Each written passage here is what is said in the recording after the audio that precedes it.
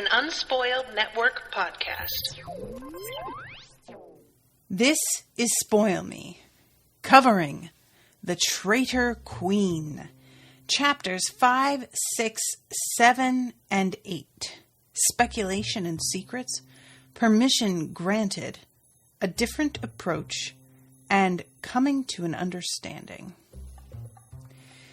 In these chapters, I find out who Sonea's assistant is going to be, and honestly, I did not see that coming. Maybe I should have, but I still don't really know how I feel about it. And also, the Schakan interrogator gets really real. Welcome to Spoil Me.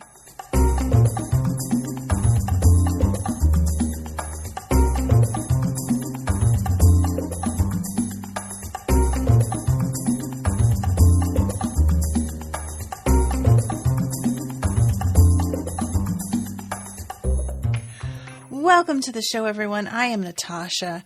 Thank you very much to Ashleigh for commissioning this episode. Y'all, so I just didn't expect shit to get as, ugly as it does.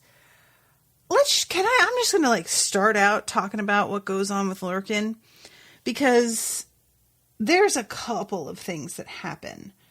And I think it's because this author really kind of keeps it pretty tame in terms of real violence against characters, and there's always the threat of it, and it's not like it never happens, but she's pretty restrained. And so whenever she decides to bust out with something, it feels all the more shocking because she does it so rarely.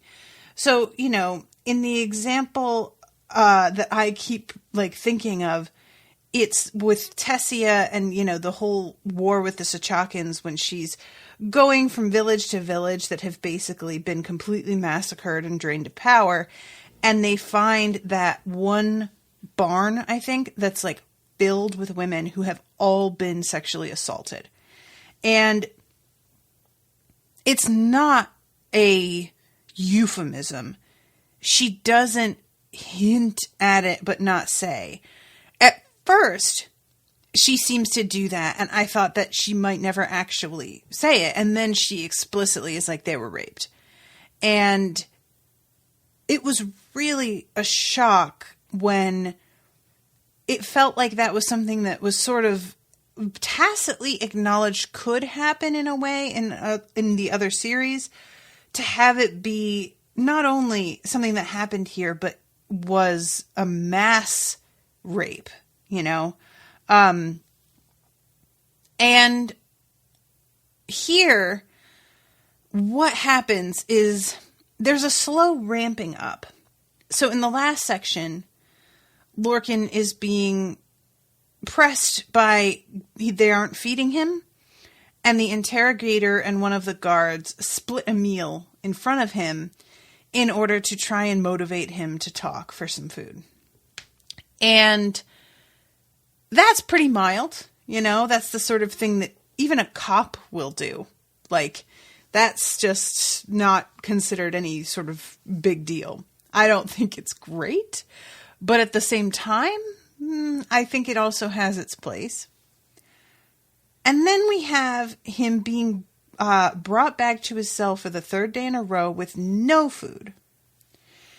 And I was kind of like, oh, really? All right, so I guess they are just starving him, which I started to really think that feels like an act of aggression.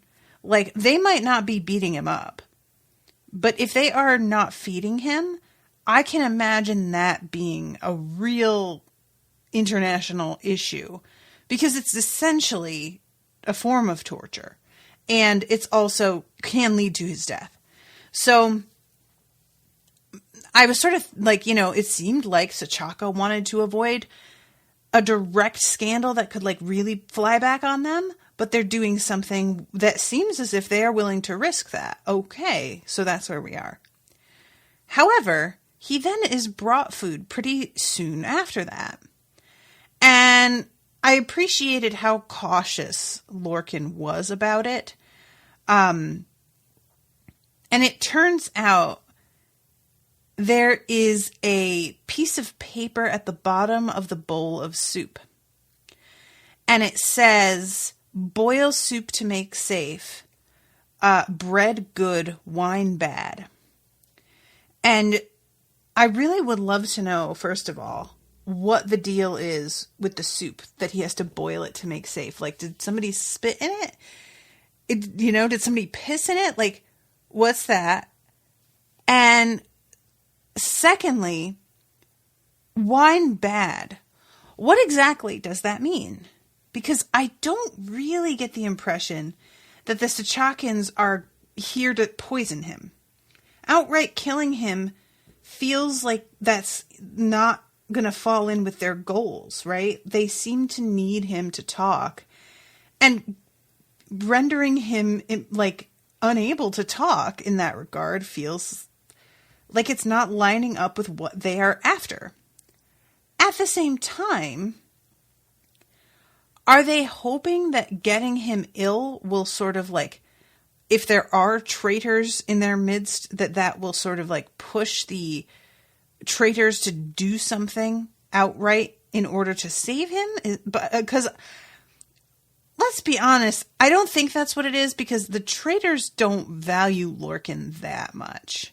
If he were going to be about to die, I think they'd just be like, well, that's unfortunate. Oh, well. I don't think that it would be something that would really work to flush them out. And I don't think the Sechakans would expect it to be. So I don't know. Would they use it to blackmail him, like, into talking, like doing something to make him sick and then saying that they have the antidote as long as he speaks to them? Maybe that. I could see that working a lot more effectively. And then there's the last one where he gets brought something else that like has a mark on the tray, because he's taught a couple of like the basic signal marks that the traders use, because a lot of people can't read, the slaves can't read. And even in Curalia, a lot of the commoners, and certainly amongst the thieves, they can't read. So there's a lot of discussion or a lot of mentioning, depending on whose head you're in, using symbols to portray something rather than actually writing a message, which honestly, I kind of appreciate this author making sure to take that into consideration, that being able to read and write is a thing that for a long time wasn't ubiquitous in any way. It was in fact pretty rare. And we just take for granted nowadays that that's just something everyone is able to do. But it was not that long ago that we didn't have public education in the United States. And it wasn't something that a lot of people could do. And even now with public education, it still isn't, So he gets given another signal that this is safe to eat. And I started to wonder if this person who clearly like works in the kitchen or is one of the servants that trays up his food, I started to think if he constantly seems to be able to dodge the particular food on the tray that is poisoned, that is going to start to raise suspicion. It doesn't seem like that we're there yet. But if he's always got three things, bread, soup, and wine, for example, and he eats the two things that happen to not be poisoned and doesn't, like, they're going to start to realize this can't be a coincidence. Somebody is telling him, somehow conveying what's okay and what's not. And that gets me worried about whoever is here kind of watching his back. I'm just a little concerned that if this is kept up much longer, whoever is keeping an eye out, their cover is going to be blown.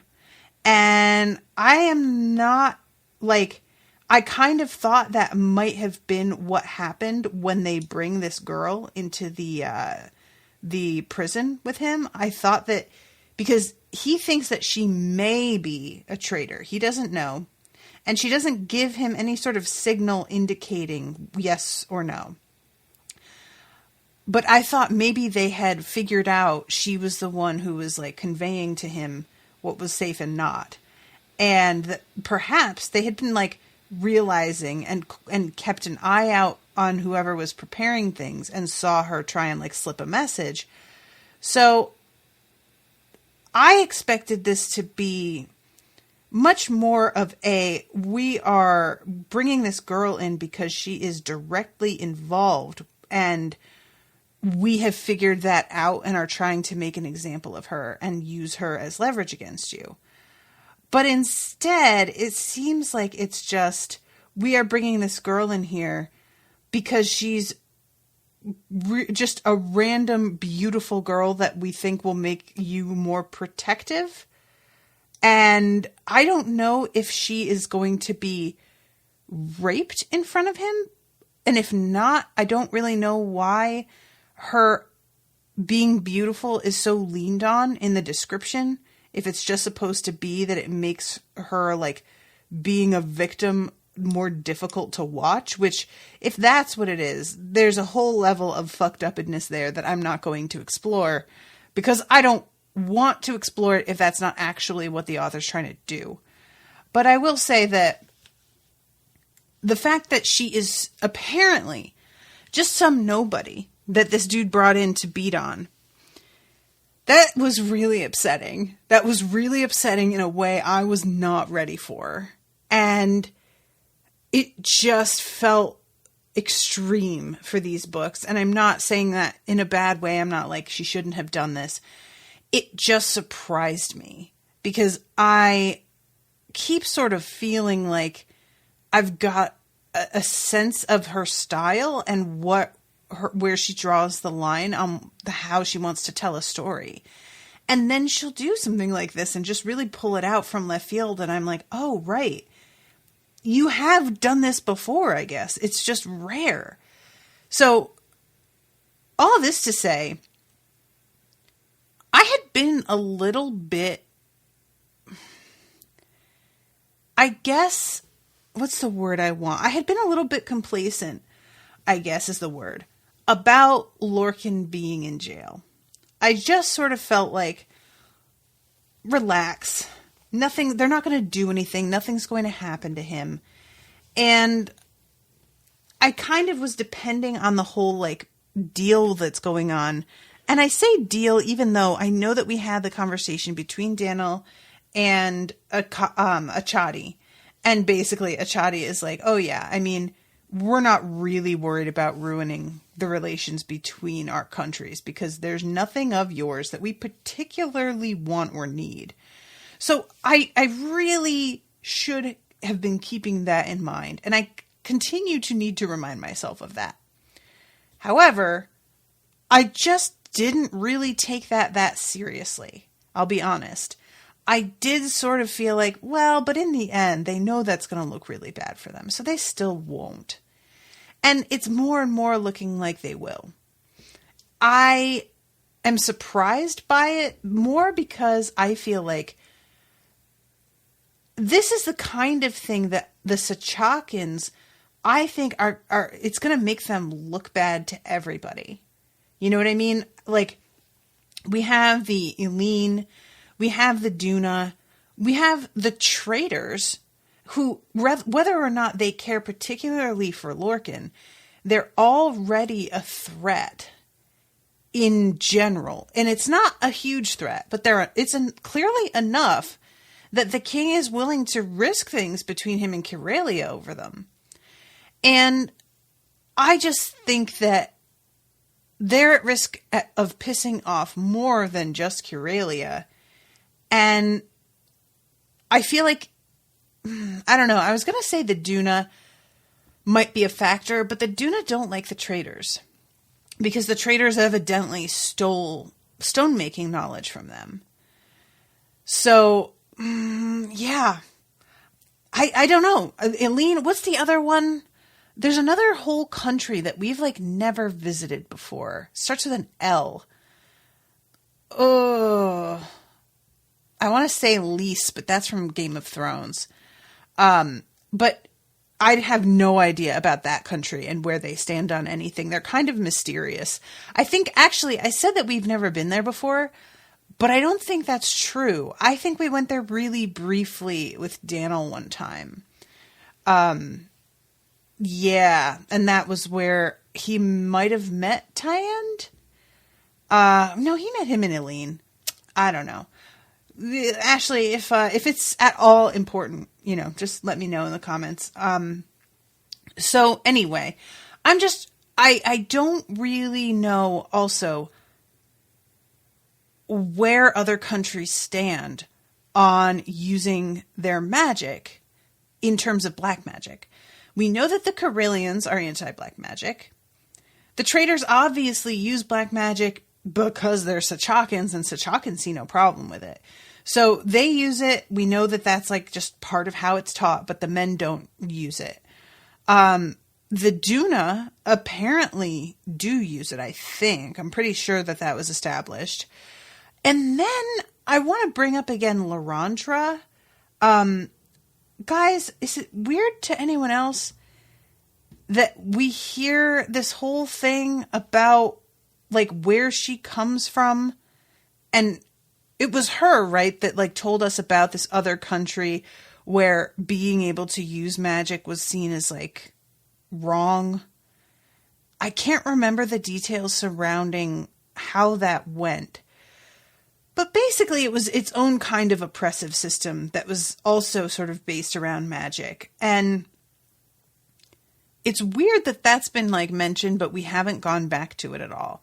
I was also kind of like, when I look back now, I realized that she gets caught sort of at the end of the first book. And I just expected there to be something that comes to a head in the second book regarding her country, whether it be people from there coming to get her and taking it as like an insult that she was imprisoned, or that we were going to send some people there to explore it and find out what the hell's going on over there. So I am very surprised and a little puzzled at the fact that we didn't get anything with that. But in any case, overall what I'm saying is they need a UN, even though the UN doesn't actually manage to accomplish almost anything, which is just so depressing. I want the Sachakans to feel like they are at more risk by doing something like this than the simple, oh, well, that will piss off the Carillions. I want more people to be willing to hold them accountable. So yeah, it ends with this guy stripping this young woman in front of Lorkin and apparently beginning to beat the hell out of her. And Lorkin is trying to tell himself as he's watching this woman get beaten that if she's a traitor, she won't want him to betray her people. Like, he's sort of, I think, hoping that she is a traitor so that he can comfort himself with the knowledge that she will want him to keep his mouth shut. Because if she's not, then she's just a random woman who desperately wants this man to stop what's happening to her because she knows he can, and he's refusing to do it, which sucks.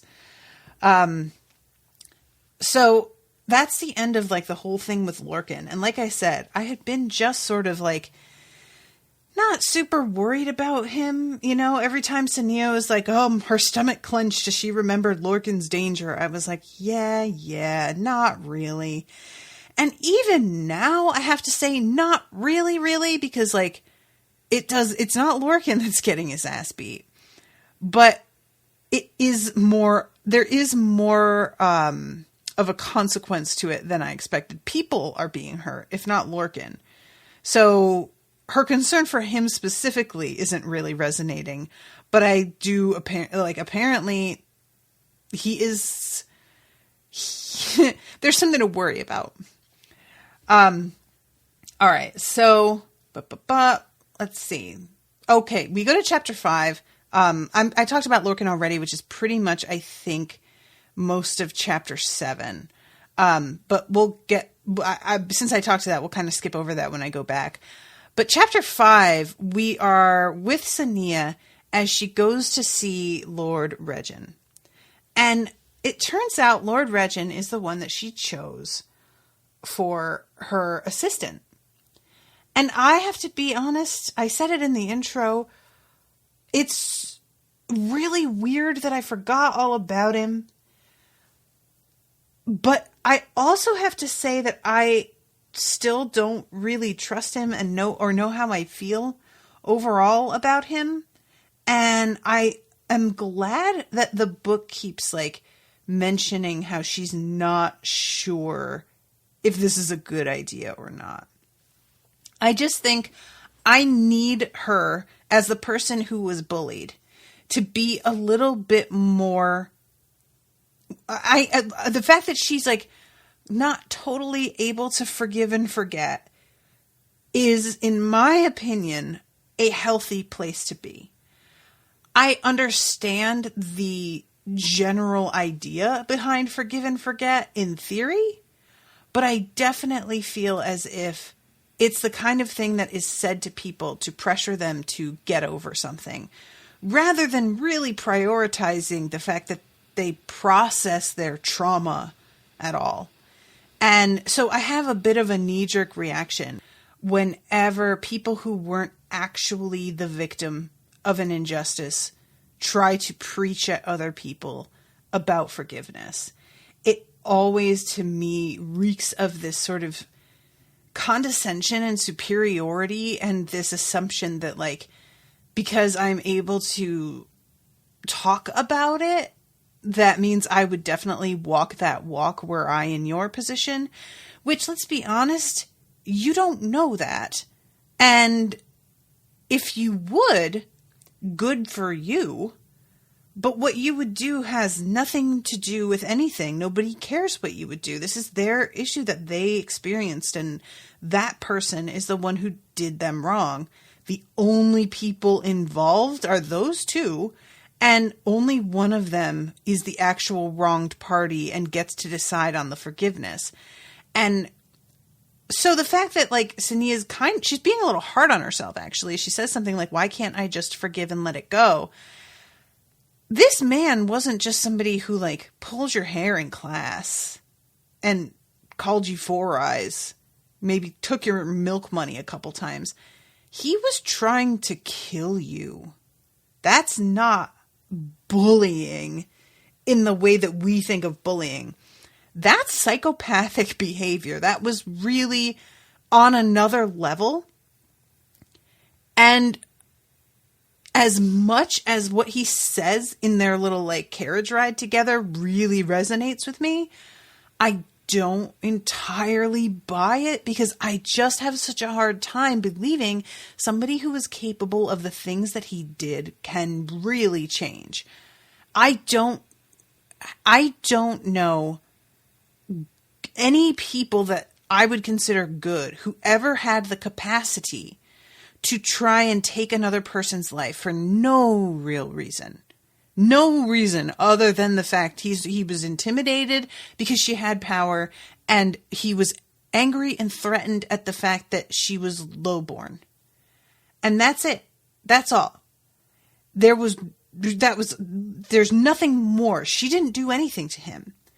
And I think that maybe that is just like sort of an unfortunate side effect that this author didn't really anticipate, because I don't know that she wrote those stories with Regin and Sonea intending for there to be a 20-year time jump where Regin has suddenly, like, gotten a little bit more woke and understands the damage that he did.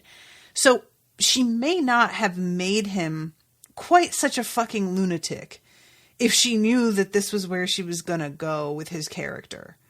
But all I can do is go with what I read, and personally, I just don't think I could really get past it were I Sonea.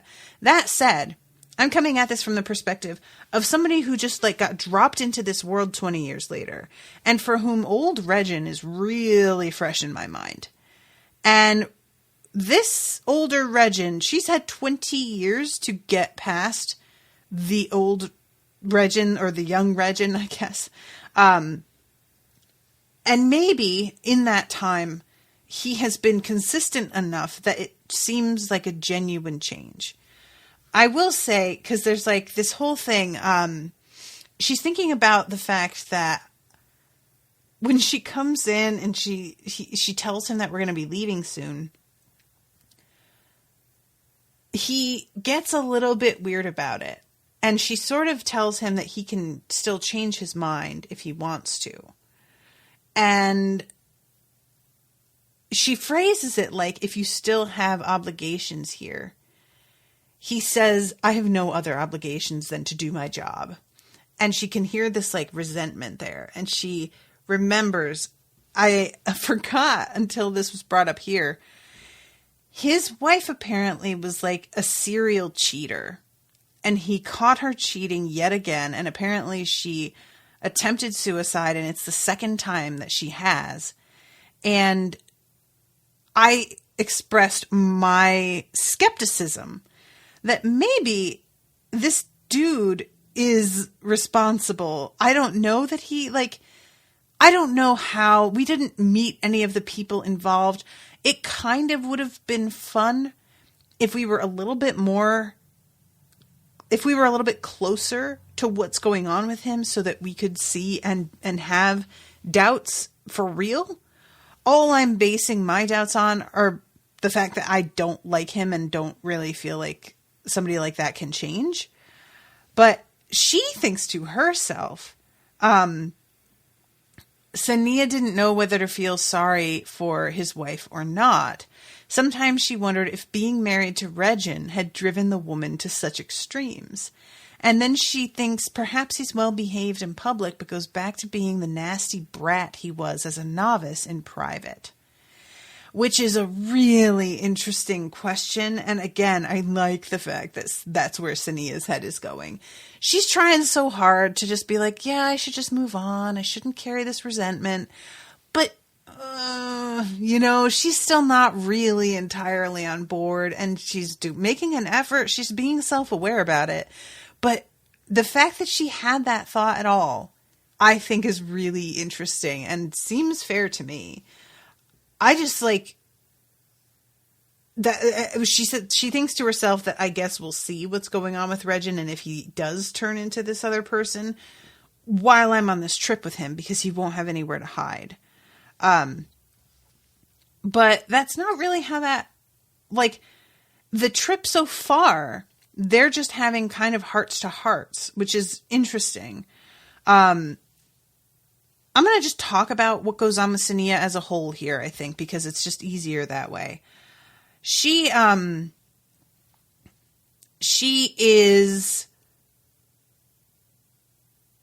good. She has like this sort of like, what's the word I want? A quorum with all of the magicians where, the High Lord explains to them all what's going on and the fact that she is going to be going on this trip and needs power and that there's danger out there. And it is a kind of a touching scene, actually, because she still thinks that everybody like hates her and is afraid of her. And earlier, somebody, I can't remember if it was Rothan, tells her like they don't fear you, they're intimidated by you, but that's not the same thing. And in this scene, she has to ask the magicians to volunteer their magic if they are interested in powering her up for her trip. And she knows that like black magic has such a stigma, especially because it involves blood if you are dealing with unwilling victims. So she tries to phrase very specifically how she talks about them volunteering and is like, I wouldn't have to cut you. It wouldn't be anything like that. I wouldn't completely drain you. You would just offer up as much power as you would like to offer. And then you can walk away. And all it takes is me putting hands on you. And she does it with this sort of like assumption that they aren't going to be real eager to do this. And the first group of people comes up and allows her to take power. And she's grateful for this. I'm trying to find the spot. Here it is. When the last of the higher magicians stepped away, Sonea turned to face the hall and felt her heart stop. All of the seats were empty. Every magician was standing in the center of the hall waiting. The crowd that waited was too large for many to have decided not to participate. And Regin is looking at her, seeing her reaction, and he says, "You really don't know how much people respect you, do you?" And she's like, "They're doing this for Corelia." And he's like, "I mean, yeah, but that's not the only reason." And she takes so much magic. Like, I can only imagine. She must be absolutely buzzing by the end of this. And as she is leaving, Osen is like, "Hey, you should probably eat before you leave." And she's like, "Yeah, I don't know. I don't feel like I can eat right now. I'm kind of freaked out." And he's like, "Oh, that's kind of a bummer." And she says, "Why?" And he says, "The higher magicians have a farewell dinner waiting for you in the banquet room. You didn't think we'd let you go without saying goodbye, did you?" And she's really, really touched by this. And this is one of those things where I'm just like, on the one hand, it is touching. And I understand that feeling of not really grasping how much you mean to people at all until some shit goes down and all of a sudden they're there and you're like, "Oh, wow, okay, thank you. I didn't expect that." On the other hand, it bums me out a little bit that it takes all of this for them to show her camaraderie that she's apparently been a little bit hungry for. I don't know, like, she has to be told by somebody that they're intimidated but not afraid. Well, maybe if she was, like, included a little bit more and not put under such pressure and, like, scrutiny, it wouldn't feel like the way it feels to her. But it doesn't feel like anybody's going out of their way to make things feel comfortable. So I don't know. It's just sort of a weird, you know what I mean? Like, it's sort of like when you're dating somebody and you want them to prioritize you more. And they don't, like, respond to texts within a reasonable amount of time. They don't get back to you about stuff. They don't make time. And then you just kind of realize, you know what? I just don't think this is working out. And you dump them or tell them that you're, like, going to probably. You, like, hint maybe that we need to talk. And all of a sudden they pull out all the stops and they're, like, telling you how much you mean to them. And they do some grand gesture. And this is one of the things, this is actually a bit in Sex and the City, if those of you who haven't seen it. There is, there are 4 characters, and one of them is much more of, like, the hopeless romantic. And then there's the very cynical one, the very sexual one, and then the more, like, every woman. And the romantic sees the grand gesture as a super romantic proof of love. But as a grown-up now, who has been through relationships and who has seen grand gestures aplenty, what grand gestures almost always, without exception, is a last-ditch, desperate attempt to put forth one burst of effort in order to make up for putting forth very little overall in the relationship, and to get this person to stay while not planning to continue with effort in the future. It's often not followed up by an actual change in behavior almost ever. So I appreciate this, and it is touching in its way, and I totally respect that this means a lot to Sonea. But for me personally, I just was very like, where have you guys been, though?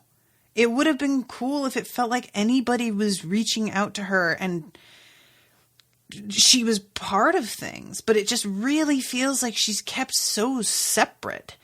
You know, she's not allowed to leave. And I mean, she is now, but like they even talk about her not being like trustworthy because of that before. She isn't allowed to wear the same color robes to like designate her as like an other. And I just let her be one of you, y'all. Come on. But anyway, that's just my feeling on the thing. So when we go to her traveling with Regin, he says something really interesting. So first she's looking out the window and she's thinking about, you know, what's going on with Lorkin. She's traveling a road that she like rode a horse, I think, or was it a donkey with Acheron into exile. And that's really bringing a lot of memories up for her. And she's thinking about how she's kind of been set free, but that she's on a mission nevertheless. So there's that part of her that's sort of like, I can do what I want now, finally. And then she's like, I really can't, though. And Regin asks her what she's thinking, and she shares a little bit. And he asks, do you think Callan will take advantage of your absence? Which I was sort of like, what is that? Because she says, I think they feared what would happen if we were invaded again and I wasn't around, or if Callan turned on them. Which, the fact that she said, or if Callan turned on them, and she seems to think that that might be more of a potential threat than herself. I was like, oh, really? And when he asks, do you think that Callan would do something like that, basically, is the question. She shakes her head. But then she kind of gets this hesitation and he says, what is it? And she's kind of annoyed at the fact that he could clearly see. She hasn't got a poker face, in other words. And she tells him about how Callan uses Rowit. And Regin is like, oh shit, do a lot of people know about that? That sucks. And let's see, here it is. He says, you're too smart for that. You don't let anything back you into a corner. And I wanted to be like, except you as a teenager, but she doesn't say that. And then he says, I wish I'd had your determination and willingness to defy convention when I was younger. And she says, you? Not determined? I always got the impression you were completely sure of yourself and what you wanted from life. And he says, yes, but I never had to make any hard decisions. I was told everything had to be a certain way because it kept everyone safe, powerful, and wealthy, and I didn't question that. But as I grew older, I did begin to question. I saw that my lack of resistance came out of a fear of not being accepted by my peers. I saw that the only people we were keeping safe, powerful, and wealthy were my family and the house. That the houses resist change because they fear it will diminish their power and wealth, and still do. And she says, Karelia has changed a lot in the last 20 years. The houses haven't lost power or wealth as a result. And he says, they will. It may take a long time, but it's going to happen. The warning signs are there if you know what to look for. And you know what I've discovered? He looked at her and shrugged. I don't care. Let them fall. They're built on lies and greed.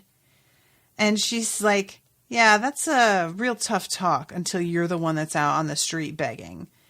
And to his credit, when she says that, rather than getting defensive or arguing, he's kind of like, all right, fair. Yeah, that's probably true, which I appreciated. And he says, but maybe I would be a better man or a happier man. And that's an interesting point. And, you know, all of this, it's just interesting. It's like, again, I like it in theory, but it's just because of who he was and how much harm he tried to do her. It's hard for me to really get past that and look at this kind of thing in a vacuum. And this is when he brings up about her not marrying. And he just says he says something about being forced to marry a person that his family picks. And she's like, well, that happens to a lot of people. And he's like, well, not you. You didn't have to. And she says, I'm sure if I decided to, plenty would have been said about my choice. And, I'm also a black magician and people aren't going to tell me what to do the same way. So you can't really use me as an example. And he gives her a weird look and finally is like, why didn't you remarry again? I guess it's not even remarry. She never actually married Acheron. But she explains about timing and the fact that directly after Acheron it was out of the question, and then there was just nobody really interested. And then there, as I get older, there are a lot of men that are too young because the men around our age still have a lot of a prejudice against the fact that I'm lowborn. And the men for whom that doesn't really matter are too young for me. And all of the men that I have met are a little bit intimidated, at least, by the whole black magic thing. And she says, some of the higher magicians hinted to me that they thought a husband would be a weakness that someone might exploit through blackmail, as if Lorkin wasn't that already. Then there was Lorkin. He was always very jealous of other men in my life. What? Regin just is surprised by that, and she doesn't get into it at all. Am I alone in being desperately curious about that? That's a wild thing to just say and then walk away from it's not a... what does that look like? What did he do? What did he say? Has he expressed anything like that recently? I would have loved for this to be something that we kind of got an inkling of in Lorkin's head. I just think that's really something kind of major that she dropped there and then didn't do anything with. And I was like, I want to know more about that. So finally, Regin is like, so what will you do if the Sachakan king threatens to do something to Lorkin? And she's like, I'm going to convince them to torture me and not him. I'm going to explain that using me as leverage is a smart thing to do because I don't want them to hurt him. And she says, if he's willing to torture me, we must conclude that he has put aside any reluctance to rouse the anger of the guild and the allied lands. There will be no chance of getting Lorkin back anyway. And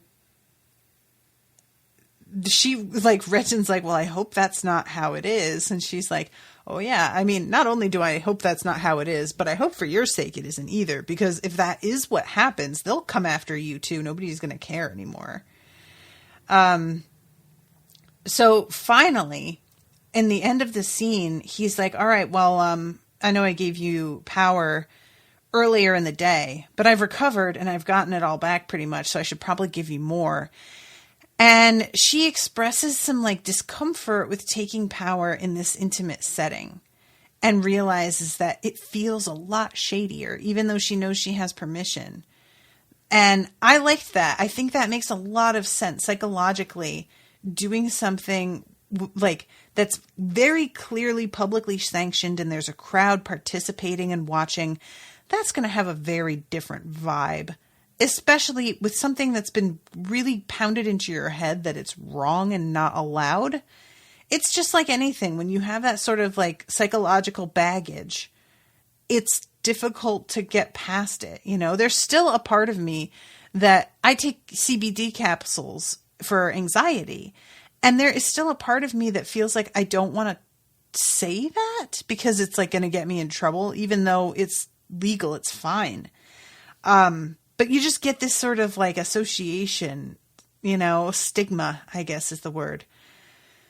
So yeah, she's heading to Sachaca, and that's pretty much the end of what we see with Sonea. We don't see her arrive there.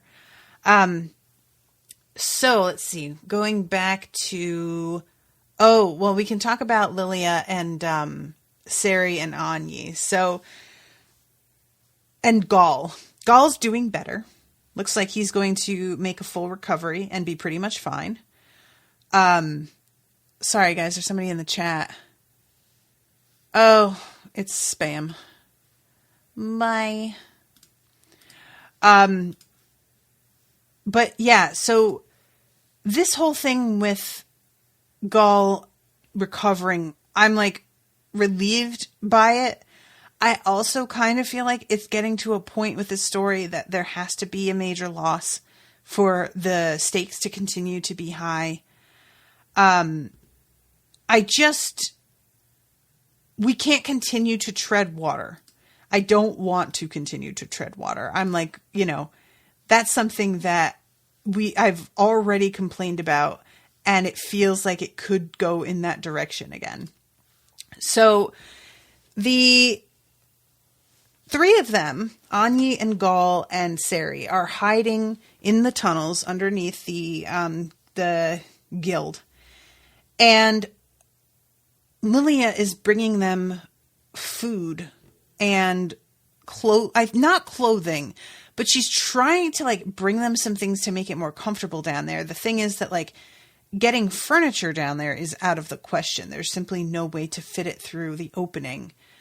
I don't know if it was specifically said, but at the end of the previous book, we were still doing the whole, like, I go into a separate room and you come out of that entrance so that it stays secret. And if somebody reads my mind, they won't find out from me that you can get in that way. But it feels like Lilia is the one coming down to them now. And I am assuming now that that secret's out. Like if somebody were to read her mind, they would get access to that entrance.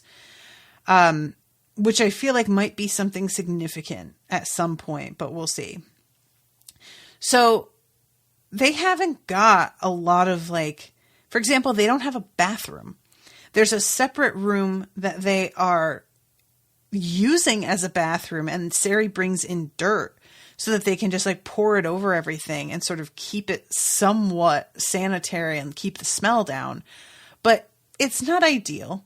The one thing that they don't have to rely on Lilia for is water. There's like a leaky pipe that they've been filling with a bucket, putting it underneath. And Anya is able to find a second leaky pipe that's closer. But they are really starting to like wonder what they're going to do here, because what Lilia has been doing to get extra food is sort of being like, oh, Anya's visiting later. Will you bring me extra? Or she's taking food that Sonea didn't eat.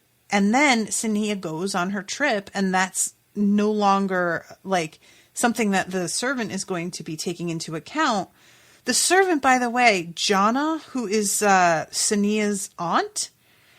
And honestly, I find it really weird that I forgot that was a thing and that it isn't brought up at all until this point again. I know it's been mentioned, but I want Jana to be more of a character.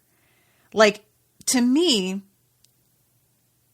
it would be what I thought this author was doing, especially considering the first trilogy, was trying to really highlight the difference in treatment between classes, right? So my feeling was sort of,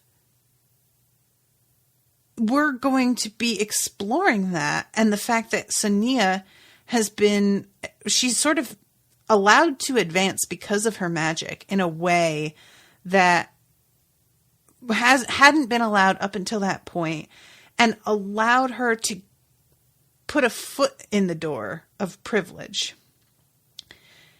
And I would have liked to see her attempt to navigate that regarding family. The fact that her servant is family, and that her ascension because of her magic didn't really it's not, because the saying is a rising time lifts all boats, right? raises all ships, whatever. It's not that that didn't happen at all, because Jonna, and I can't remember her uncle's name, but I know that it's mentioned that he passed away, I think. They weren't doing super well, and this job working at the guild is a boon to them. It's a very nice, simple job that's kind of cushy, really. Nevertheless, they're still her servants. And I would have liked to see what that's like for Sonea to be occupying a completely different stratosphere in more of an immediate way. It's different when she's like in school and she's thinking about them being out there and they're at risk and wondering what's happening to them, because she's been brought to the school sort of against her will. She didn't really want to go. She gets captured. She stays because she realizes that like she could be in danger if she doesn't. And then gradually that becomes a much more like cohesive threat. But there's a remove from the relatives who aren't doing great out in the world. And it felt a little bit more reasonable that she's not like the connection isn't so immediate as to constantly be a reminder. But in this, when you're being waited on by a family member every single day, multiple times a day, I can't help but think how weird that would be. And I don't know if that's just me, if that's because, you know, I come from a society where it's not that there aren't class tiers. Of course there are. But it's a very different feeling to have a servant in the modern era. That's not a common thing. I have people who come and clean my house every other week, and even that is a really weird feeling to me.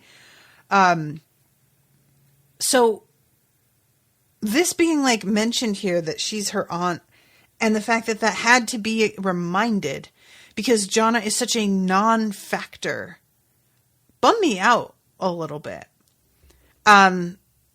So anyway, I'm sorry, it's a major tangent, but it was just something that really struck me this time around because I had so completely forgotten about how she's related to Sonea. It just like didn't even enter my head at all, not even a little. So Lilia finally, she's like talking to Jonna and finally like comes up with a pretty decent story about how her and Anya know people who are in need. And do you think that you could get some blankets, some extra food, maybe some lamp oil so that Anya can come here not in the dark, things like this. And it's a very plausible story. She feels a little guilty because she says that, you know, I'm making it sound like it's charity. And I'm like, I mean, it is kind of charity. Like, if you don't help them, they're probably going to get caught and killed. So to me, that's a worthy cause, but I get what she means. And meanwhile, Cery and Anya and Goal they're like exploring the tunnels a little bit further because a lot of them have begun to fall in or get really unstable. And Anya is coming up with like some tactics that they can use to sort of defend themselves if people try and follow them down these tunnels, and says something about how they can collapse a couple of portions of them behind them if they rig them a certain way so that whoever's coming after them can't follow, which is a pretty good idea. And I would like to see that in action. And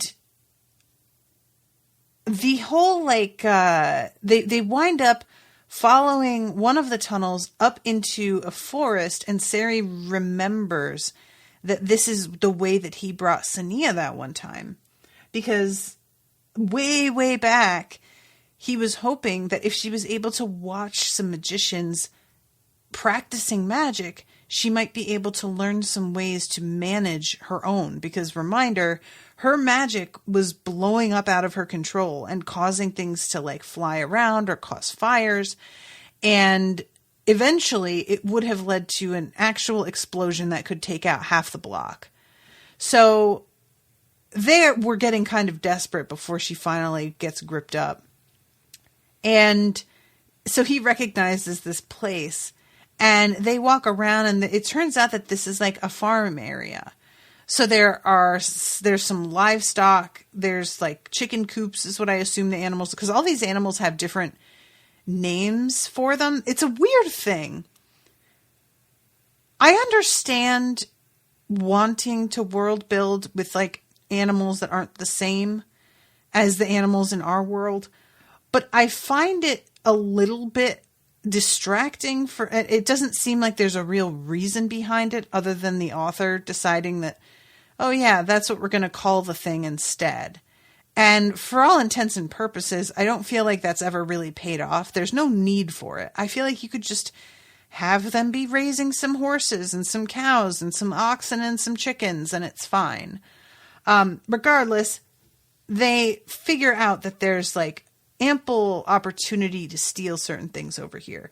They could potentially take there's like furniture that's sitting out, and it's not like house furniture. It's like, barrels with a tabletop on them and a couple of stumps that are made into a bench, things like that. But they're able to take some stuff back down to where they're hiding so that there are places to sit, so that there's something to sleep on. And eventually Anya starts like lurking around trying to see if she can take some clothing, because it might be good for them to, if they come out here again, be dressed as servants so that if somebody spots them, they won't draw too much attention. So that's pretty much like the majority of what happens here is them basically casing the joint. And Anya saying that she can like help sew some mattresses, and Gold tells him later that he'll do it because Anya said she can't sew. And so evidently she lied to her dad about that. Like sewing a mattress, I can't imagine is very hard. Sewing isn't hard in terms of making a stitch. Like that's a very simple thing. And if you're making a mattress, I would imagine that's really all you need to do. But nevertheless, it is kind of a funny thing that she felt the need to be like, yeah, I could totally do it. And then she goes to Gaul and she's like, can you do it though? Because I really don't want to do this. This sucks. And lastly, I'm almost over time, but I'm just going to mention Daniel one time. He's like tried to go see Lorkin already. And it was a kind of a humiliating experience. Like they let him get all the way inside, and then they refuse him, and there's a real sort of like gleefulness to the fact that he's been denied. And when he goes to see the king finally, because he wasn't granted an audience, and Tyend was, and that gets him a little bit salty. But he winds up getting to see the king later, and the king tells him, if you will tell Lorkin to tell me everything, yeah, you can go see him. And Daniel's like, I can't do that. No, that's not allowed. I'm not able to even give that kind of order. And the king's basically like, well, no, then. I don't know what to tell you. Then no, you can't see him. And Daniel leaves, and he's like mad, but he's also feeling like the fact that he heard it from the king directly is like maybe progress. And he goes back to the guild house, and he's talking to Maria, and he asks if she has like any ideas. And she says, nothing that doesn't include a risk of making the situation worse if it fails to work. And he wants to press her and ask what it is, but he doesn't. And I don't know why. I'm not sure if he's worried about them being overheard, if he just feels like now's not the time because they aren't so worried that they need to take that kind of risk yet. But regardless, he lets her walk away. And I was very much like, but dude, what is it though? And that's pretty much everything in this section, I think. So, I'm going to wrap up, but thank you again, Ashleigh, so much for commissioning this. And I hope you're enjoying the coverage. And I'll be seeing you all again pretty soon with a new episode. Until then, toodaloo, motherfuckers.